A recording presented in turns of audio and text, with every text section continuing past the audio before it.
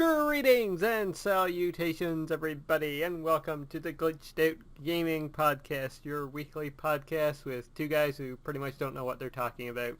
That's right, I am Lord X, and joining me once again this week, it's Israel Pacheco. John Cena. No, I did that joke again. Last week I couldn't get my audio playing, so this time I just said it myself. What's up, man? Not much. After that long show last week, we're back with I think a bit more of a relaxed show this week. Yeah, depending on how much we get into, I guess, because we had so many games to talk about. So I think we'll be better off this week in terms of the length of the show. Definitely. 2.5 hours later, we're still here. First news story done. On to the second one, but I'm excited to dive into some of this. We don't have any really big news this week. I think our topic of the week, though, is going to be a fun little discussion. One of our favorite topics, I think, to talk about. But let's start with this pausing and whatnot, because I really don't know what else to say for an intro. So let's dive into what we've been playing this week. Keep it tight. Oh, wait, that's the outro.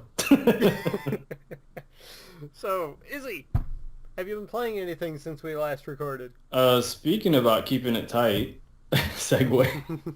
I played a little bit of WWE 2K16 on a PS4. Honestly, I haven't played much because I was getting whooped by the computer. Specifically, the Terminator was whooping my ass. That's the first thing I did. I got I had the game already downloaded, so I hopped into it when I got home from work. I think it was a day after release because I had a headache the day of release or something. Anyway, so I booted it up. I went and picked like Austin versus the Terminator. Of course, I was Austin going against the Terminator, and I just got wrecked twice in a row, and it was driving me nuts. So then I decided to hop into the what they call their story mode. Showcase? Yeah, showcase, exactly.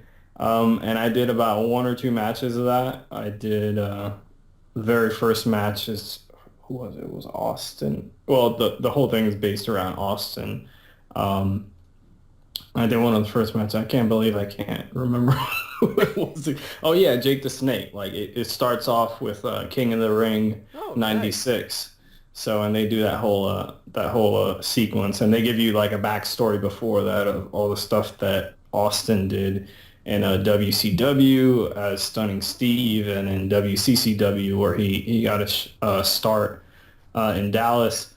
But I gotta be honest, I gotta get used to the controls. For whatever reason, like I feel they're better. They're tighter, pun intended, than they were last year, especially with the reversals. Like you can't be reversing everything constantly. You have a meter of reversals depending on which character. Like some characters will have like 3 reversals stock, and then others will have 4 or 2, depends on the character, and then you gain it as you move throughout the match. But I don't know, I was having some difficulty with that, so and I was getting my ass whooped by the computer, like I said. The second match was Austin versus Bret Hart, the comeback match that Bret did in '96. I think it was Survivor Series. Okay. So yeah, I was getting my ass whooped, and it's good though. I'm having fun with it, even if I'm getting my ass whooped. A few things that kind of took me out of the experience. I don't know when WWE games are going to get to the point where the crowd doesn't look so retarded. Because like the character, like it's just a little mini rant, but Austin looks awesome. Jake looks awesome. They even have Michael Hayes, because of course he was doing like I want to say the announcing, but like talking to King of the Ring winners. So yeah, he looks good. But then you look like at the announcers, and they look really goofy. Mm-hmm. And then you look at the crowd, and it looks even goofier. So that's kind of a quality issue in terms of the presentation. And then another thing that took me off was the when you see the video packages, I know now, like, they don't censor the logo anymore, right? So I don't know why they were censoring the logo in the video packages. Like, you know, the scratch logo, the WWF from back in the day, and the same thing in the arenas. So I don't know if it's like a contractual obligation Probably. that they only could use it as archival footage, like for the network, but when they do something new, like a video game story mode, they can't use it. But it kind of took me out of the experience. But beyond that, I think they've done a good job with Austin so far. And there's a lot of matches that I haven't even gotten to because that starts in 96. I'm pretty sure it goes up to most likely 2003, his last match with The Rock, if I'm not mistaken, which was in WrestleMania 19. So yeah, it's good so far. Yeah, nice. Good to hear that.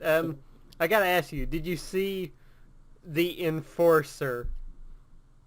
The Enforcer? Yeah. No, what do you mean? One of the channels that I follow, Steven Larson, Steve posted a video on his personal channel showing The Enforcer.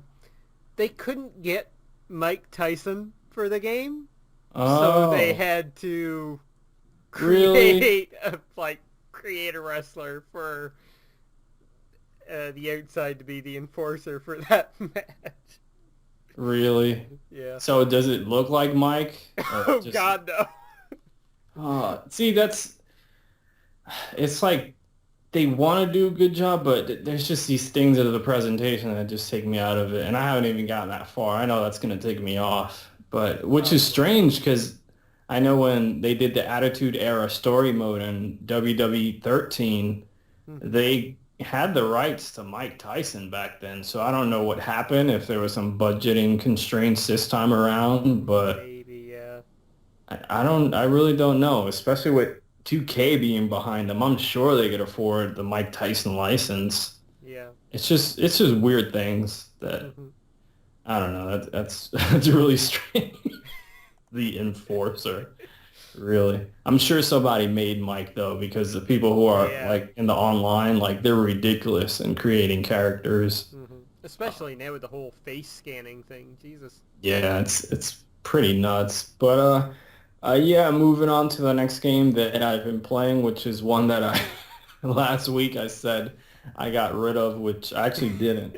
Before I was going to ship it out to Amazon, which I was going to trade it in, I decided to give it another shot. 3.5 hours later, I was still playing it. So that's Guitar Hero Live on PS4. I gave it another shot.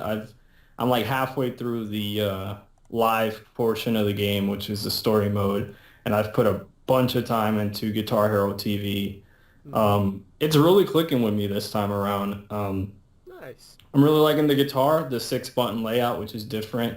So playing the games on a higher difficulty definitely is a challenge. If you're not used to the controller, which I wasn't for a while.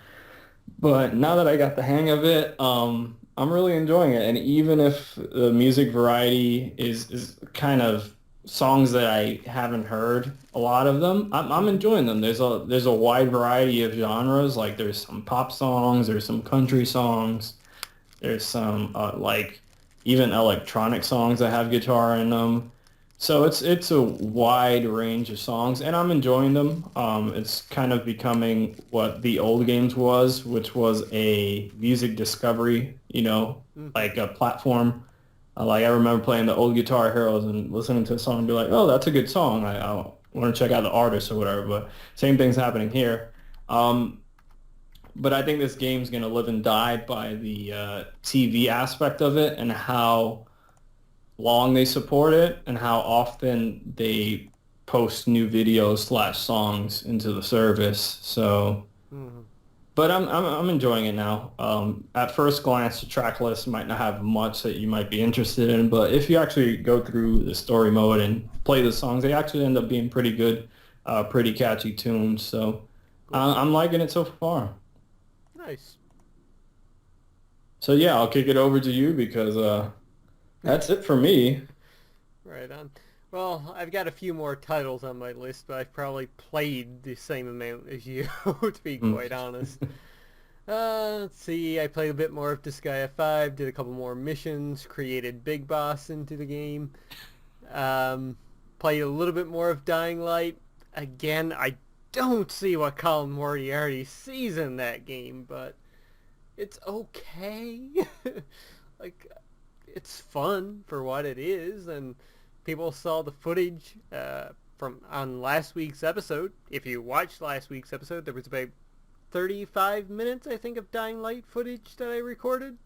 Mm-hmm. It's fun to go around that world, and there can be a lot of zombies at once coming at you, which is kind of frightening. I will give them that. I played a bit more of Ratchet and Clank on the Vita. Again, no issues so far.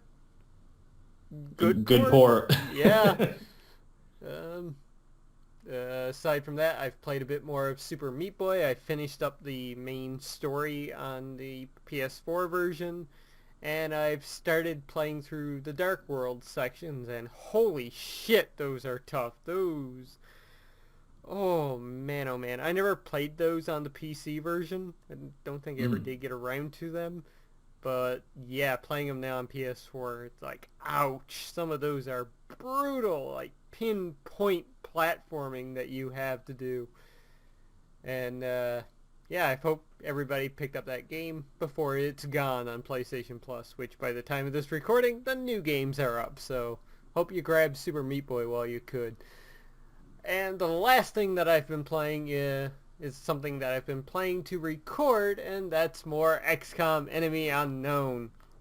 I've gone back to that game again. I still love that game so much. It is probably the best strategy RPG. Yeah, it is kind of an RPG that I've ever played. It's up there anyway. Just the tactics and everything that you have to do in that game, how things can be going so smoothly and then just one wrong decision and you are fucked.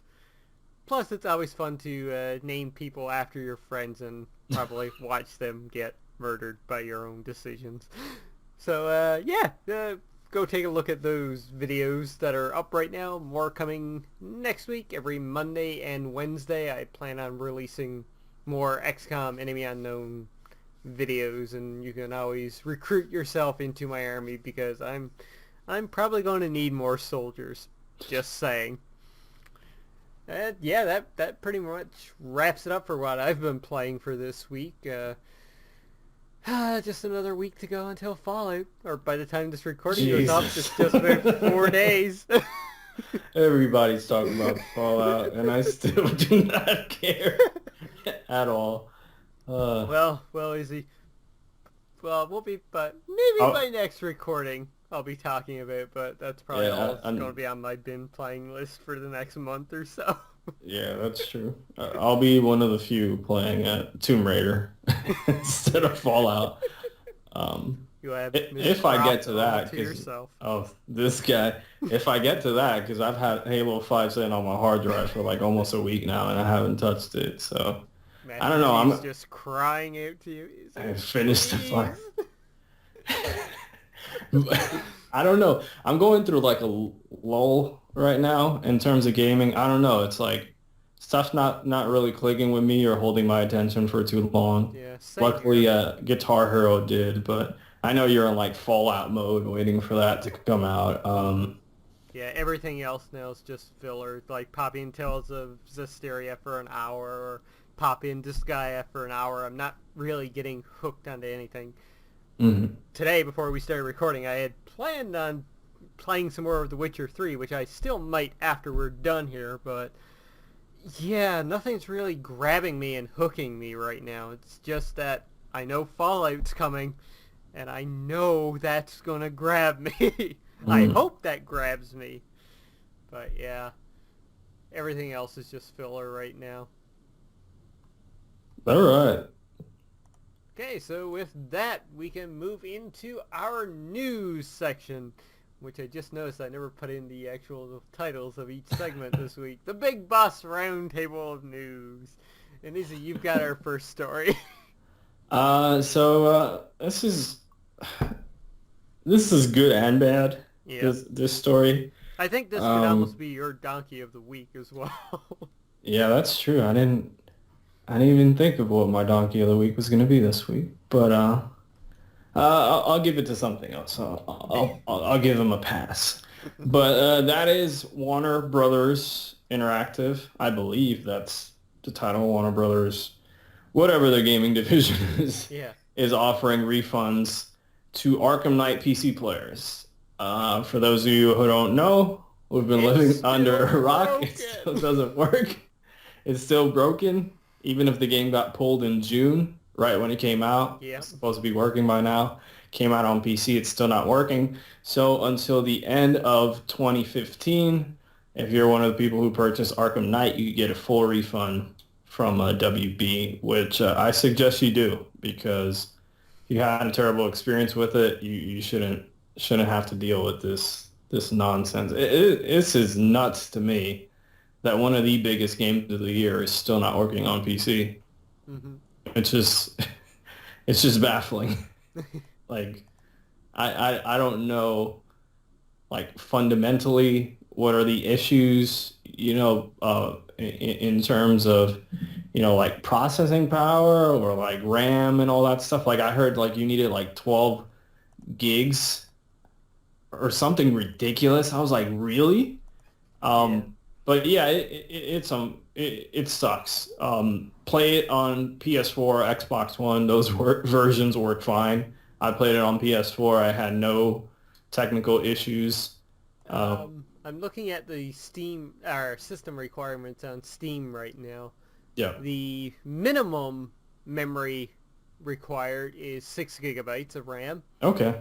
The recommended is 8, so it's not too bad. Okay, because I saw somewhere that they had bumped it up to 12, but I don't know if that's been, fixed within the last few days. Maybe they... Fair enough. Then the Steam page might not be updated either, so... Yeah. But yeah, Arkham Knight, one of the best games of the year, still not working on PC. I'm looking down at some of the Steam reviews for this. The top one with 33.7 hours on record. If you see a PC port from Warner Brothers, in all capital letters, Warner Brother.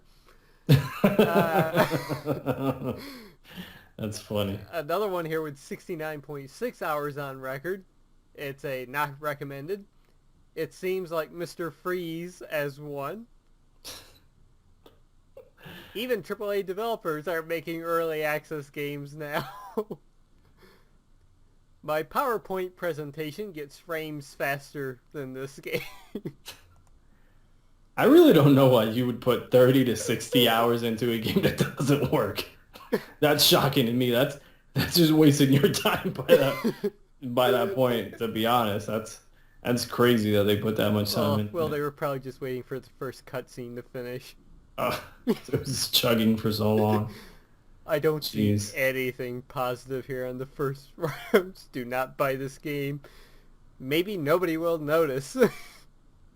Buy it on consoles, pretty much. If you're a PC elitist, that sucks for you because you're missing out on Batman. Yep. Which I really don't know why they decided to release it immediately. Because I know Asylum and City came out way after on PC, if I'm not mistaken. Mm-hmm. So, yeah. If they clearly knew these issues. They should have just pulled it all together and had the game come out at a later date. But agreed. All right. Well, let's dive into our next news story here. It's time for my Japanophile news of the week. It's this week. It's that Zero Escape 3 is officially titled Zero Time Dilemma. That's right. Zero Time Dilemma is the official North American title for the third entry in the Zero Escape series. Akiss Games and Spike Chunsoft have announced. To go along with the announcement, the game's official logo has been revealed as well, and it's pretty cool. And there's a piece of artwork out as well with I'm assuming it's probably the main character sat down in a chair with some kind of like Saw type of death trap that he's sitting in. But this is cool. It still shocks me that they're actually doing this game. It's awesome, but it is shocking me. And yeah, the game was announced earlier this year. It has a summer 2016 launch window, and it's going to be coming out both retail and digitally in North America for the PlayStation Vita and the Nintendo 3DS. The Vita is not dead, folks. That's good. I was almost sure that it would be a PS4 game. Yeah. With how well the PS4 is doing. Mm-hmm. Yeah. It wouldn't shock me if they do a PS4 version as well. I mean, even maybe a collection. Maybe a collection down the line, like all zero. Well, they can't because 999's on the DS. Yeah. So that won't work. Mm-hmm. Yep. But yeah, this is cool. It's nice that it's got an official title. It's moving along swiftly, and I'm sure it's going to be a great game because the first two are really well received. I mean, I still haven't played 999 yet. I own that game. Mm-hmm. I did play a fair bit of Zero Escape, Virtue's Last Reward, and that one was really good. Like, the story in those games are quite intriguing. Yeah, does the same is it the same developer, Spike Chunsoft, as Danganronpa? Yep. Okay, yeah, that's what I thought. Anyway, moving forward, speaking of the PlayStation 4, oh boy, yeah. The PS4 as of right now is outpacing the PlayStation 2, which the PS2 is the highest. It's the highest selling console of all time. I believe it's like 150 million, something like that.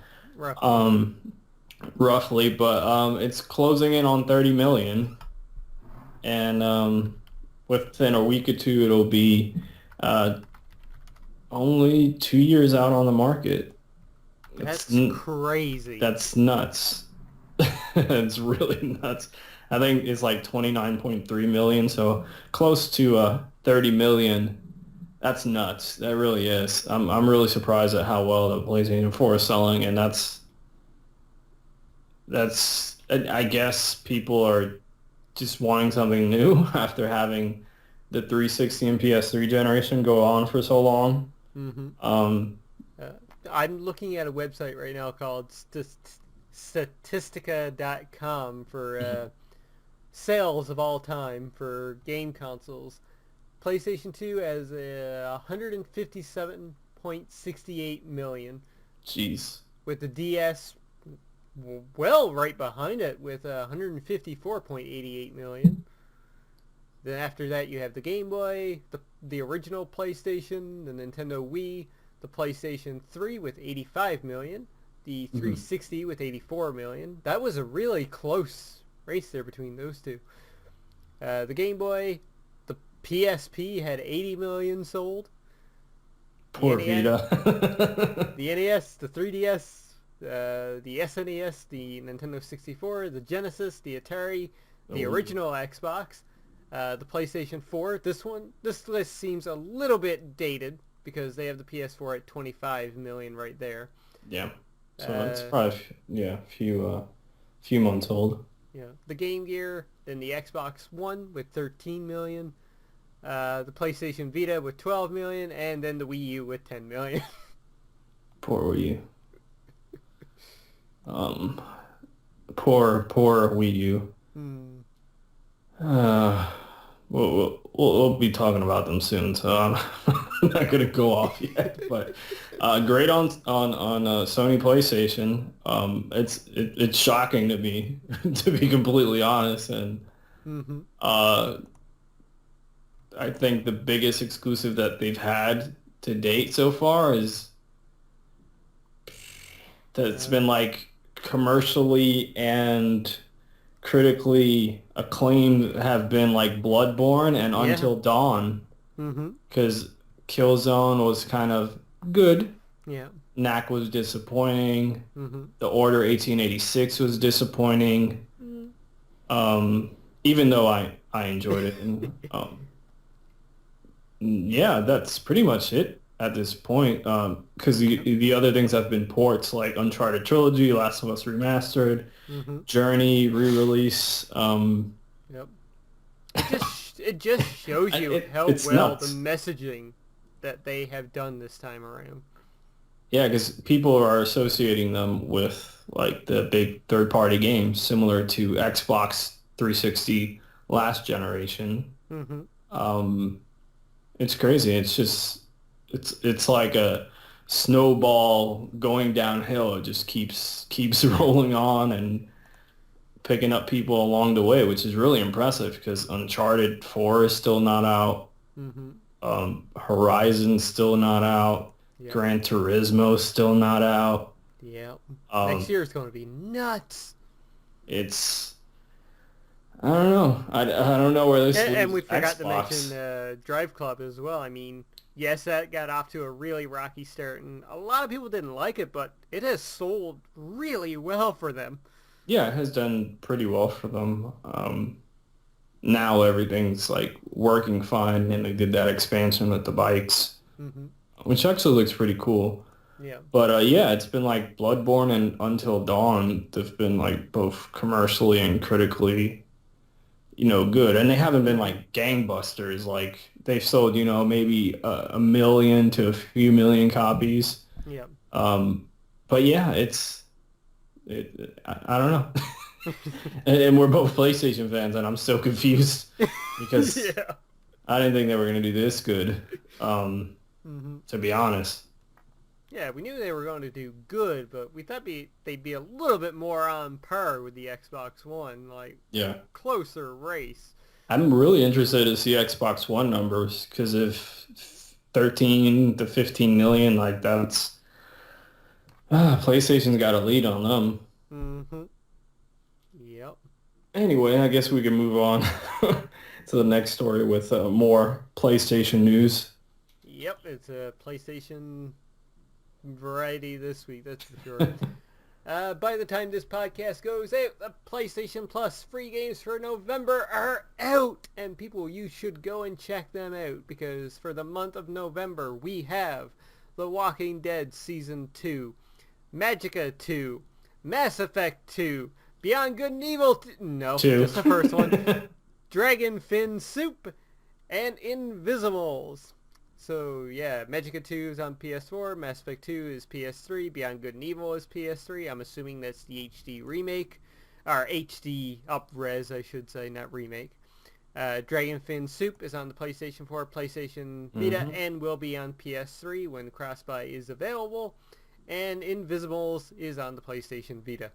Which is actually a PSP game. Really? Yeah, I'm just looking at the blog right now, and that's what I'm looking here in the comment section, that it's a PSP game, which is really disappointing. Huh. I thought for sure they did one on the Vita as well. I thought they were going to do one with like especially having the camera on board with the Vita, but I guess it never what do you call that? Drawing a blank down. They did actually. They did? Yeah. It's probably a different one then. There is 3 of them actually. Invisibles, The Lost Kingdom, Invisibles, The Alliance, and Invisibles, The Resistance. And each one of them has a platinum trophy by the looks of it. Yeah. This one's just, I guess, the original Invisibles, because it doesn't have a,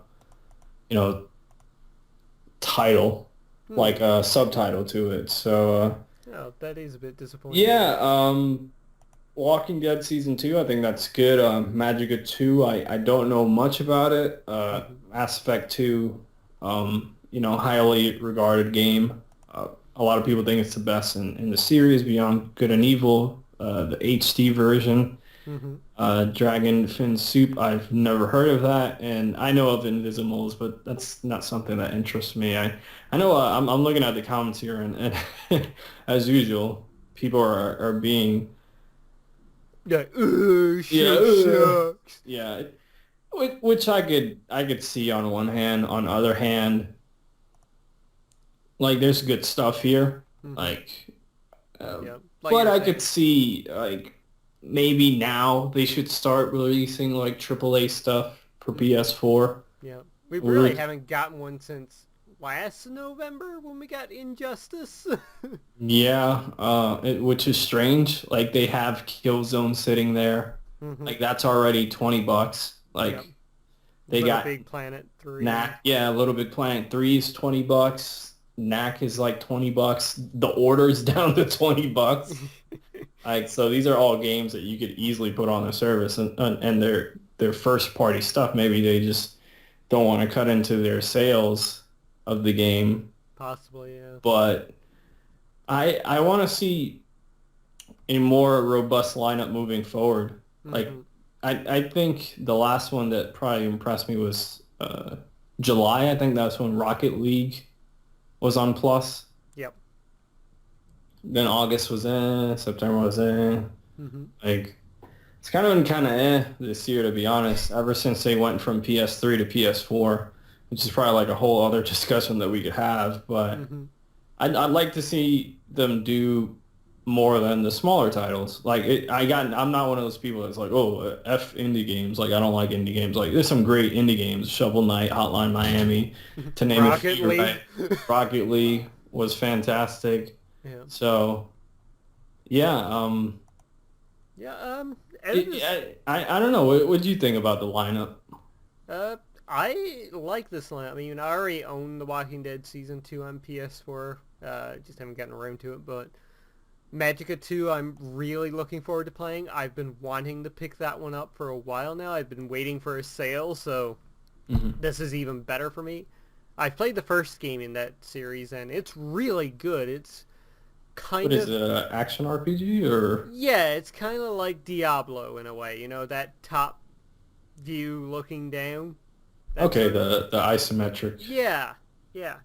So I'm really looking forward to that, and I think it has 4-player co-op as well. So Mass Effect 2, meh. I honestly do not like the Mass Effect series. That's like I've played 2. I played it all the way through. I somehow managed to get all the characters to survive the final mission somehow, even though I didn't like the series. But yeah, it's a critically acclaimed game, so if you've never played it before, this is a good shot to do so. Even though you could probably get the collection for fairly cheap now for all 3 games. Beyond Good and Evil, one of my favorite PS2 games of all time. So I'm looking forward to replaying that. I'll probably actually turn on my PS3 again just to do that. Dragon Fin Soup, I've actually been looking forward to for a while now. I just opened up their blog post, the more recent blog post talking about it. If you don't know what Dragon Fin Soup is, it is a tactical action RPG with roguelike elements set in a twisted, tongue-in-cheek fairy tale world. Inspired by those ingredients, the game features a 2D top-down camera and fluid turn-based movement that allows you to set the pace. And the game looks absolutely gorgeous. And, nice. Yeah, so I'm quite looking forward to that, especially playing it on the Vita. So that's going to be fun. So yeah, overall, I think that... And Invisimals. Woo! Don't care. Yeah. But, yeah, I think for Dragon Fin Soup and Magicka 2 alone, I'm okay with this list. I mean, we've gotten great things the previous months.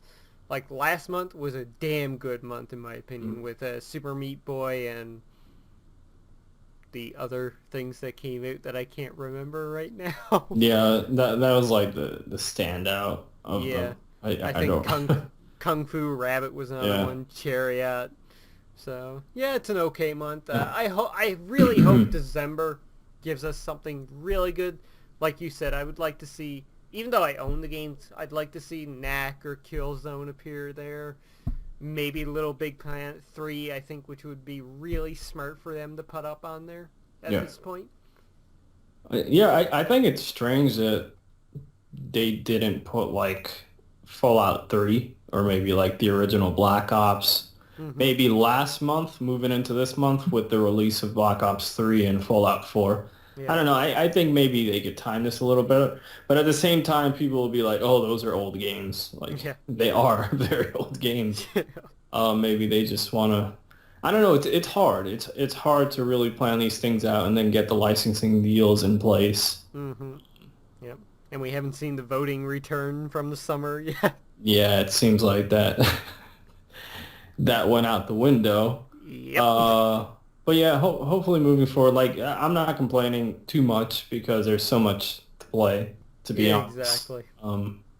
Hopefully moving into December in 2016, we start to see even stuff like Infamous Second Son, like that's down to like around $20. So Mm-hmm. that'd be a fantastic title for them to release. Yep. So we'll see.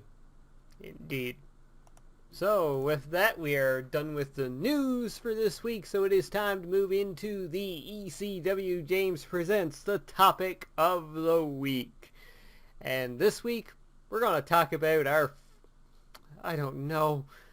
troubled child, I guess. We love them. Our old friend who just doesn't want to grow up. Yeah. I think that works. That's works. A better way to put it, yeah. Doesn't want to change, has these like weird things they're always doing. You're looking at them like, I don't know what you're trying. It's kind of cool, but just stop. Please just stop. You're embarrassing yourself. And of course, we're referring to Nintendo. Yeah. And yeah, they had their little finance thing that went on last week? Yeah, it's like a financial briefing or something like that. Investors meeting. Or whatever. That's exactly what the term is, the investors meeting, yep. And they talked about a few things. They talked about their mobile gaming and what their first mobile game is going to be. They talked about their new membership program, which is called My Nintendo. Mm-hmm. Simple, effective. Yeah, it works. It makes sense. Yep. So, yeah, let's start off with that, I guess, the My Nintendo thing. So, why don't you tell the folks about this one?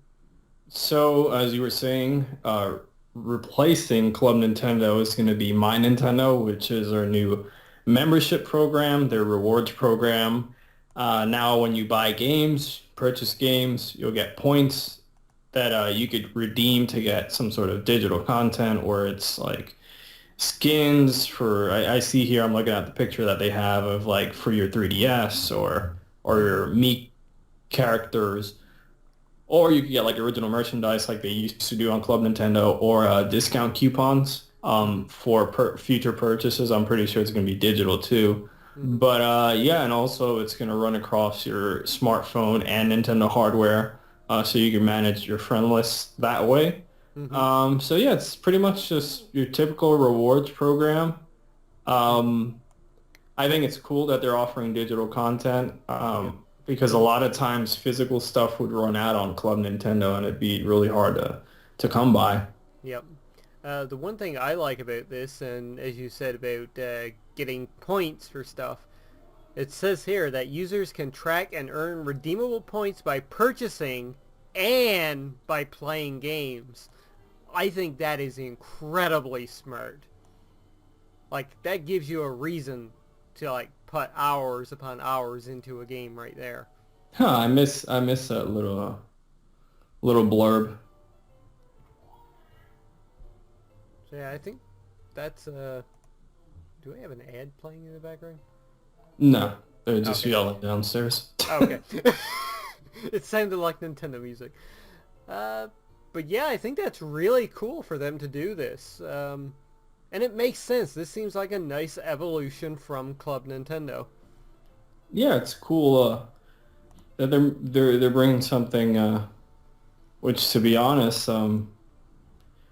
the other guys aren't doing it. I know there is some sort of point system for Microsoft, which I always get emails about, but it's kind of really confusing and convoluted. And then PlayStation has it, but you have to have like the PlayStation credit card for that. So it's not like something just built into the game system itself or the games. Yeah. So yeah, it's really cool that they're bringing this. Unfortunately, it's not going to be hitting until March of 2016. Mm-hmm. And it's going to be released alongside their new mobile game, which I see is actually the third story, but I guess we can move into that one. Sure. So yeah, their new mobile game, which I know disappointed a lot of people, Yep. is It, called. it's a Star Fox, right? It's Star Fox. It's F-Zero, right? Is it Mario? Zelda? No. No. Metroid? It's It's got to be no, Metroid, right? Everybody's been wanting Metroid. no, no. Oh, It's what is it then? it's called Mitomo, which is essentially That was my head hitting the disc. the. How do I explain this? The Mii system, which they've had in place since the Wii, is going to be interacting with like different people, so it kind of looks like Tamagotchi life on the phones. Yeah. Really? That's pretty much what it looks like. It's not coming out this year. It's been delayed to March of 2016. Oh, no. If I'm not mistaken, I'm pretty sure they gave a date for it. I think it's March alongside the club, not club, my Nintendo. Yeah, I guess we could get into this. I'm not surprised. I know a lot of people were shocked and upset about it. Like when this news came out, I was like, it's not, it doesn't shock me. Yeah. Like I wasn't really interested in Nintendo games on mobile devices unless it like made sense. Like Pokemon makes sense, which they're already doing, Go coming, and that's coming out in the future. But I guess people expected this to be one of their big IPs, not the Mii characters. Which, when you think about it, they're big too because they had the Wii Sports games, they had a Wii Sports Resort, they have like Nintendo Land. Like they've been using a lot of things, and I know a lot of kids growing up, maybe not us, but during the Wii, like 3DS, Wii U generation, they got used to those characters. Like even remember Xbox copied it with the avatars. So yeah, it's like something that maybe not necessarily doesn't resonate with us, but maybe it does with a younger audience, and maybe that's what they're going for, like a teenage audience that maybe when they were little kids they were playing on the Wii. And they like to create, their characters, or like to make like Obama or whoever, random celebrity, right? So yeah, it's disappointing, but it's not shocking for me. But, yeah, it makes sense with the direction Nintendo has always gone with.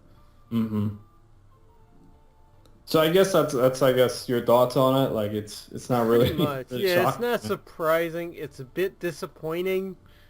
But yeah, probably saw this coming a mile away for Nintendo. Yeah, I didn't think it was gonna be like a. It's just weird too how they're announcing these things. Like I guess that's like a story into itself. It's not really a story here, but I know the last like investors meeting is when we heard about some other stuff, and like they haven't had a Nintendo Direct for a while. I think this kind of would have made sense in a Nintendo Direct. Yeah. Well, maybe now that it's out of the way, we won't have to suffer through a Nintendo Direct all about me, Toto. Toto. Sounds like something Dorothy would say. Yeah. I guess moving into the last piece of the news, well, this topic of the week, I should say. Yeah. And that is that Nintendo account transfers will be available between mobile devices and games. Welcome to 2006. We don't know. We don't know exactly what's that going to mean. Like, say, for example, I sold like my DS devices. So what if I bought like a new 3DS when this new service releases? Does that mean I could just log in and automatically have my games there? Do I have to do the game transfer again? Is this just moving forward? Like, it's not really that clear, right? It's between 3DS, Wii U, NX, smartphones, PCs. What that really means, I don't know. Are they going to have like apps that are, complementary to the game releases. Like there'll be like a Mario Kart app or something, and you could track like your wins and losses, or I don't know. That's just me thinking off the top of my head, but they haven't really explained it really well, in my opinion. Um, Maybe that's just like a language barrier thing from the investors meeting, which is usually just a bunch of translations. Yeah. Yeah, I don't know. It's kind of meh at this point for me because they haven't really explained it.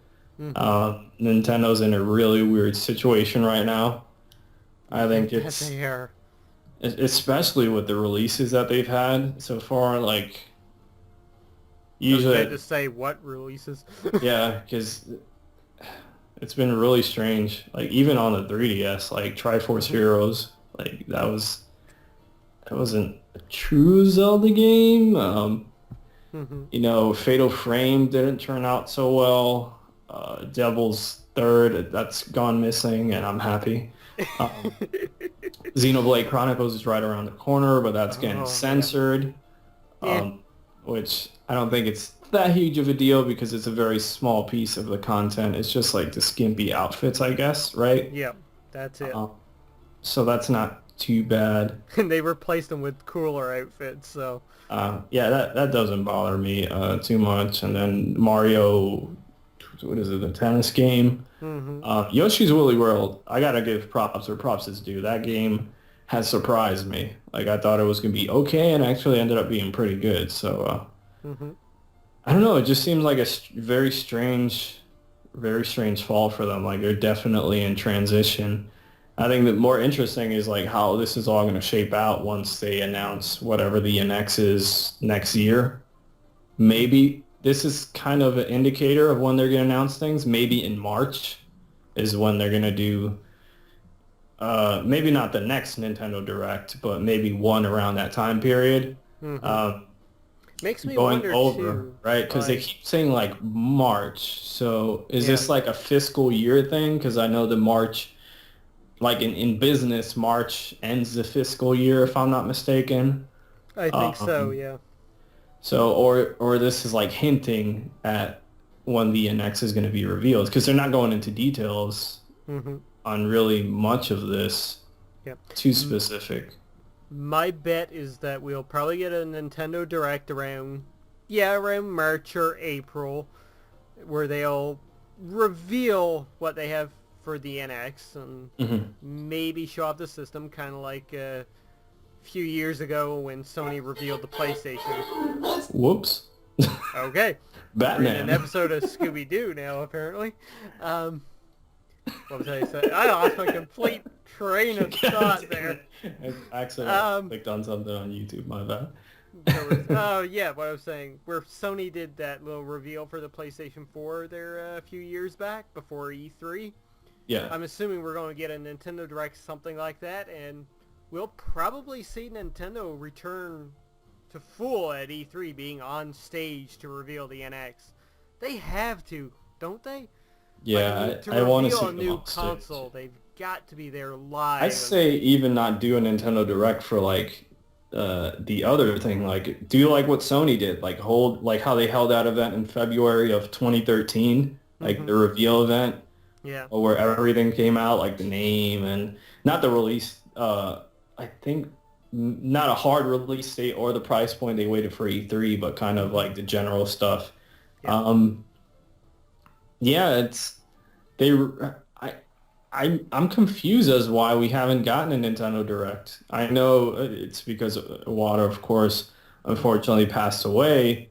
Yeah. A few months ago, but I think they have said that they're not done with Nintendo Directs for 2015, so there's got to be one coming up soon, probably for Xenoblade. Xenoblade.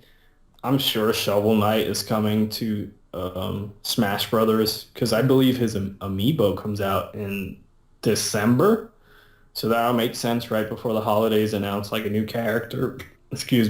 Coming to Smash Brothers, or a few characters, maybe their next wave of amiibos. And It's just a really weird situation. I don't know. I don't know if we discussed this on the show before, but the whole Twilight Princess HD Oh yeah, I've heard about situation, right? That I guess it was some data mining on the Wii U eShop. They found an icon for Twilight Princess HD. Uh, yeah, that was really interesting. Like I don't know if at this point they're just gonna release that on the Wii U and move Zelda over to the NX. that. I could see them doing that. It's Nintendo. I could see that happening. It doesn't even really bother me, to be honest. Mm-hmm. But yeah, I guess that pretty much wraps up the discussion on Nintendo. It's kind of all meh for me until we see more specific information on what's going on with Nintendo at the moment. But I'm intrigued. I'm actually excited to see what they show in 2016. Mm-hmm. Me too. Mm-hmm. All right, so that pretty much wraps it up for our topic of the week this week. We'd like to know what you guys think about all the Nintendo news that popped out. Moving on into our questions and comments section. That's right, we actually got a comment on the last episode. And it comes by way of our friend, Ozzy Legend. And Ozzy writes, Silent Hill 2, the GOAT, game of all time. Yeah. In quotation mark, or in brackets, sorry, he wrote, rest in peace, Silent Hills, Konami was not worthy. Very true. Very, very true. And he schooled us a bit on the term slacker backer. Okay. Which I think we both kind of mentioned, but we didn't really know what it meant. He says that, also, slacker backer is common terminology on the crowdfunding scene. Just refers to post-funding funding, and most Kickstarters have them. Star Citizen has been living off it for years. Okay. So, there you go. That makes sense. Yep. Don't know if I agree. Yeah. I don't know if I agree with Silent Hills being the game of all time, but, it was good. Of all time. I need to play through that. That's one of those games that's like, a glaring omission from me playing it. So yeah, that's one of those games I gotta play one of these days. Like I have the HD collection, but well, given the way Konami's going, I'm pretty sure you'll be able to play it on your phone very soon in a dumbed down fashion. And be glitchy and not work and have microtransactions up the yin-yang before it gets turned into another pachinko machine. But yeah, that's pretty much does it for our questions and comments this week. Thank you so much, Mitch, for tuning in. Yeah, thanks, dude. And yeah, that's pretty much going to do it for this episode, folks. So Izzy, why don't you lead us into Jester's wrap-up? Yeah, I got to get used to that. But yeah, thanks everybody for checking out this episode. It was a lot more briefer, is that even a word, than previous weeks. But yeah, let us know in the comment section down below. What are your thoughts on any of the games we've been playing? 2K16, Brother, Guitar Hero Live. This guy, he threw me off. Any of the news stories regarding gaming, Arkham Knight, Zero Escape, PS4 sales, PS Plus, any of your thoughts on the new information regarding Nintendo's rewards program, and let us know anything in the comment section down below, like Aussie Legend, and we really appreciate that. For Lordax, I'm Israel Pacheco 89, and we are glitching out. Hit the lever.